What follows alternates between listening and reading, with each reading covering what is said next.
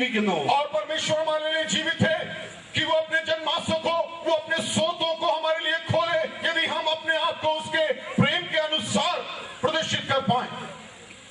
I would like to read Isaiah chapter 64 verse 4. യെശയ്യാവ് 64 അധ്യായം 4 വാക്യം. मेरे पास मेरा बेटा नहीं होगा, मेरा सेवक क्या समझेगा, वो क्या सोचेगा, मैं उसको क्या जवाब दूंगा. എന്നാൽ ദൈവത്തിന്റെ കരുതൽ നിങ്ങൾക്കറിയാമോ? അബ്രഹാം മോരിയായുടെ ഓരോ സ്റ്റെപ്പ് കയറുമ്പോഴും ഹല്ലേലൂയ, അവൻ ഒരു സ്റ്റെപ്പ് കയറുമ്പോൾ അങ്ങ് മലയുടെ അങ്ങേ സൈഡിൽ കൂടെ ദൈവം ഒരു ആട്ടുകൊറ്റനെ ഓരോ സ്റ്റെപ്പ് കയറുവാനിടയാക്കി. लेकिन याद रखें, जैसे ही अब्राहम उस बेटे के साथ एक एक कदम जैसे ही वो पर्वत पर चढ़ाता है, उसके दूसरी दिशा में परमेश्वर उनके लिए एक बलिदान के लिए एक मेढ़ को एक स्टेप एक कदम जैसे ये चलते हैं वैसे ही वो उन्हें चढ़ाता है. അബ്രഹാം ഒരു സ്റ്റെപ്പ് വിശ്വാസത്താൽ ഒരു മലയുടെ ഒരു വശത്തുകൂടെ മുന്നോട്ട് കയറുമ്പോൾ അപ്പുറത്തെ വശത്തുകൂടെ ദൈവത്തിന്റെ കരുതലായ അങ്ങേ വശത്തുകൂടെ ദൈവത്തിന് വേണ്ടി കരുതിയ ആട്ടിൻകൊറ്റൻ ഒരു സ്റ്റെപ്പ് കൂടെ കയറുകയാണ്. जैसे ही अब्राहम एक कदम ऊपर बढ़ाता है, वैसे ही उसकी दूसरी दिशा में वहां पर एक मेढ़ है जो एक कदम जैसे यहाँ आगे बढ़े वैसे वहां से भी एक कदम वो ऊपर चढ़ते हैं. ഗൽഗലത്തോടെ എന്നാൽ വിശ്വാസത്തോടെ അബ്രഹാം അടുത്ത സ്റ്റെപ്പ് മലയിലേക്ക് വെക്കുകയാണ്. और वो इस व्याकुलता के साथ में होने के बावजूद एक कदम और वो ऊपर चढ़ने के लिए फिराक में है. അങ്ങേ വശത്തുകൂടെ ദൈവം തന്റെ വാഗ്ദത്തത്തെ ഒരു സ്റ്റെപ്പ് കൂടെ മുകളിലോട്ട് കയറ്റി.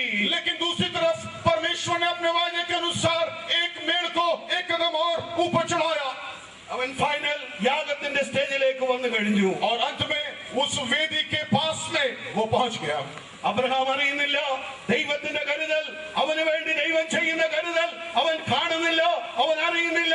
എന്നാൽ അവൻ അറിയാതെ അപ്പുറത്തുകൂടെ അവന് വേണ്ടിയ കരുതിയ ദൈവത്തെ അതിന്റെ ലാസ്റ്റ് മൊമെന്റ് അവൻ കണ്ടു. और देखिए, अब्राहम इस बात को जानता नहीं था, परमेश्वर ने उसके लिए उपाय कर दिया है. उसकी दिशा के दूसरी तरफ परमेश्वर ने उसके लिए तमाम उपाय कर दिया और इस बात को अब्राहम जानता नहीं था. അവൻ കത്തിയെടുത്ത് വാലിന്റെ മേൽ ഓങ്ങുവാൻ തുടങ്ങുമ്പോൾ ദൈവത്തിന്റെ ശബ്ദം അവൻ കേട്ടു, അബ്രഹാമേ അബ്രഹാമേ വാലിന്റെ മേൽ കൈവയ്ക്കരുത്. और जैसे उसने छुरा निकाला अपने बेटे को बलि चढ़ाने के लिए, उस समय उसको परमेश्वर की आवाज सुनाई दी.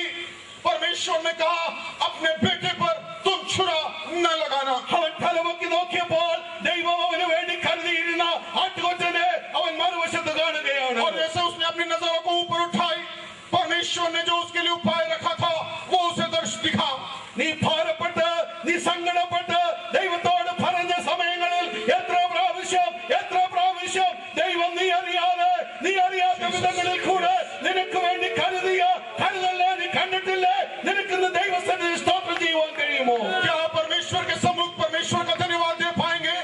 कई दफा कई परेशानियों और कई मुसीबतों के बीच में परमेश्वर ने आपके लिए वो उपाय तैयार किया जिसके बारे में ना तो आपने सोचा ना ही आपने सुना था.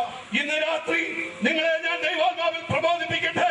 ദൈവത്തിന് വേണ്ടി കാര്യമെന്തായി തീരും എന്ന് നീ ഭാരപ്പെടുന്നുണ്ടെങ്കിൽ ഇന്നും ദൈവത്തിന്റെ ആത്മാവ് നിന്നോട് പറയുന്നു, നീ ഭാരപ്പെടേണ്ട.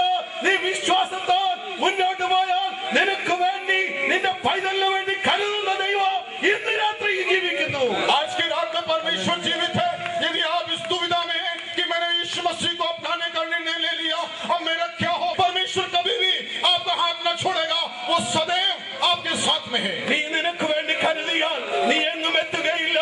എന്നാൽ എന്റെ ദൈവം നിനക്ക് വേണ്ടി കരുതരുവൻ കേട്ടിട്ടില്ലാത്തതും മറ്റൊരുവന്റെ ഹൃദയത്തിൽ തോന്നിയിട്ടുമില്ലാത്ത വലിയ കാര്യങ്ങളെ ദൈവം നിനക്ക് വേണ്ടി കരുതും. आप अपने आप के लिए, यदि आप कुछ समय एक नवयुवक की भांति किशोर अवस्था में 19 साल की आयु में आप इस शहर में आए, ഈ സ്ഥലം കേടികാട് ഇങ്ങനെയുള്ള സ്ഥലങ്ങൾ എന്നൊക്കെ പറഞ്ഞാൽ അന്ന് ഒരു പട്ടിക്കാട് പോലെ കിടന്ന സ്ഥലമാണ്. और उस दिनों में ये शहर बहुत ही पिछड़ा और बहुत ही पुराना ഈ പട്ടിക്കാട്ടിൽ കിടന്ന് അവരുടെ വിദ്യാഭ്യാസത്തെ നശിപ്പിച്ചു കളയാതെ മറ്റേതെങ്കിലും പട്ടണത്തിൽ ട്രാൻസ്ഫർ മേടിച്ച് അവിടെ പോയി കുഞ്ഞുങ്ങളെ ഇംഗ്ലീഷ് വിദ്യാഭ്യാസം ചെയ്ത് ഒരു നല്ല നിലയിലാക്കുവാൻ അച്ഛന് സാവകാശമുണ്ട്. सवाल पूछा, परमेश्वर ने आपको 3 बेटे दिए हैं, क्यों ना हम किसी शहर में स्थानांतरण ले लें, ट्रांसफर ले लें और एक अच्छे स्कूल में उन्हें पढ़ाएं ताकि अंग्रेजी माध्यम की അദ്ദേഹം എന്നോട് പറഞ്ഞു, Thampi, that is my home pet name, Thampi, വർഷങ്ങൾക്ക് മുൻപ് ദൈവം എനിക്കൊരു ദർശനം തന്നു. ഈ ദേശത്തെ അദ്ദേഹം ഇങ്ങനെ കൂടെ പറഞ്ഞു, ദൈവം ഒരു ദർശനത്തോടു കൂടി ഈ ദേശത്തെ സുവിശേഷീകരിക്കാനായിട്ട് എന്നെ ഇവിടെ അയച്ചിരിക്കുകയാണ്. और उन्होंने इसमें एक बात और छोड़ी, परमेश्वर ने उन्हें दर्शन दिया, परमेश्वर के सुसमाचार के प्रचार के लिए परमेश्वर ने उन्हें यहाँ पर रख छोड़ा है. എനിക്ക് പോലും വിശ്വാസമില്ലായിരുന്നു ഈ കേടുകാടിൽ आएंगे, लेकिन याद रखें परमेश्वर ने उनके लिए. നിന്റെ ജീവിതത്തിൽ ഒരു ദർശനം ലഭിച്ചിട്ടുണ്ടെങ്കിൽ നീ ഭാരപ്പെടണ്ട.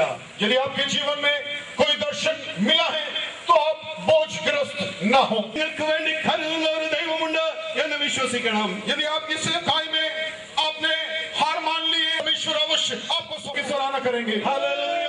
क्या परमेश्वर की सराहना करेंगे? क्या परमेश्वर की सराहना करेंगे? परमेश्वर हमारा ख्याल रखने वाला है, നമ്മളെ പരിപാലിക്കുന്ന ദൈവം, हमारा चलाने वाला परमेश्वर, നമ്മുടെ ജീവിതങ്ങളിൽ പ്രതീക്ഷിക്കാത്ത അത്ഭുതങ്ങളെ ചെയ്യുന്ന ദൈവം, और हमारे जीवन में अप्रत्याशित रूप में परमेश्वर काम करने वाला परमेश्वर. ഈ സാരഫാത്തിലെ വിധവയ്ക്ക് മാത്രമേ ദൈവം ഇത് ചെയ്തിട്ടുള്ളൂ? क्या परमेश्वर ने इस साराफात की विधवा के लिए ही कुछ किया है? ഒരുപക്ഷെ നിങ്ങൾ പറഞ്ഞേക്കാം, പ്രിയ സഹോദര, അത് പഴയ കഥയാ, പഴയ നിയമത്തിലുള്ള കഥയാ, അതങ്ങ് 10 വർഷങ്ങൾ പഴക്കമുള്ള കഥയാ, ഇപ്പോഴത്തെ വല്ലതും പറയാനുണ്ടോ എന്ന് നിങ്ങൾ ചോദിച്ചേക്കാം. आप ये बोल सकते हैं कि भाई साहब, ये तो पुराने नियम की कथा है, आपका आज आधुनिक युग में इस प्रकार का कोई उदाहरण क्या आप दे पाएंगे? ഞാൻ നിങ്ങളോട് ഇപ്പോഴത്തെ കാര്യം പറഞ്ഞു തരാം.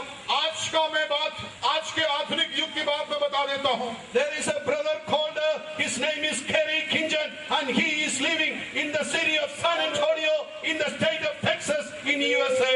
और केरी नाम का एक शख्स टेक्सास के राज्य में अमेरिका में रहता है. ഒരു ദിവസം ദൈവത്തിന്റെ ആത്മാവ് ആ സഹോദരനോട് പറഞ്ഞു, one day God told him that he is calling him for his ministry, and he and his wife with a small child dedicated their life for the gospel ministry. और एक सुबह एक दिन परमेश्वर ने उससे बातें करी. परमेश्वर ने कहा, मैं तुझे अपनी सेवकाई के लिए बुलाता हूँ. और तब उस व्यक्ति ने अपने जीवन को, अपनी पत्नी को और उनके एक बच्चे के साथ में अपने जीवन को परमेश्वर के लिए सौंप दिया. ഇന്ന് ഭാരതത്തിൽ ഞാൻ വളരെ വേദനയോടെ പറയട്ടെ, അനേകരും തങ്ങളുടെ സമ്പത്തിനെ വർദ്ധിപ്പിക്കേണ്ടതിന് വേണ്ടി, തങ്ങളുടെ സാമ്രാജ്യത്തെ കെട്ടിപ്പടുത്തേണ്ടതിന് വേണ്ടി, തങ്ങളുടെ സമ്പത്ത് ഉയർത്തേണ്ടതിന് വേണ്ടി ദൈവവേലയ്ക്ക് വേണ്ടി ഇറങ്ങാറുണ്ട്. और कई बार आज भी भारत में ऐसे लोग सेवकाई में उतर जाते हैं जो अपनी व्यक्तिगत आय को बढ़ाने के लिए, अपनी धन, अपनी संपत्ति को बढ़ाने के लिए परमेश्वर के राज की सेवकाई में उतरते हैं. But you know what, this American brother and his wife and his family, what they did? क्या आप जानते हैं इस अमेरिकी भाई To live their gospel ministry life by faith, by faith, by faith. और उन्होंने ये निर्णय लिया कि अपनी सेवकाई को वो विश्वास की नींव पर, सिर्फ विश्वास में और विश्वास की सेवकाई में कायम रखेंगे. They searched all their assets, investment, bank balance, everything they searched, and they found there is only $500 or is left in their saving account. That was their Lord, because they wanted to live by faith. और उन्होंने जब इस बात को तलाशा कि उनके पास में कितनी रकम शेष है, उनके जीवन में बैलेंस क्या है, तब उन्होंने ये देखा कि उसके पास में सिर्फ $500 है, और वही उनकी निचोड़ था, उनके जीवन की पूंजी थी. One day they took their old car and there only little bit gas left, means oil, petrol left in their car, and they drove about 250, almost 300 miles to come to Dallas, and they came to my house. और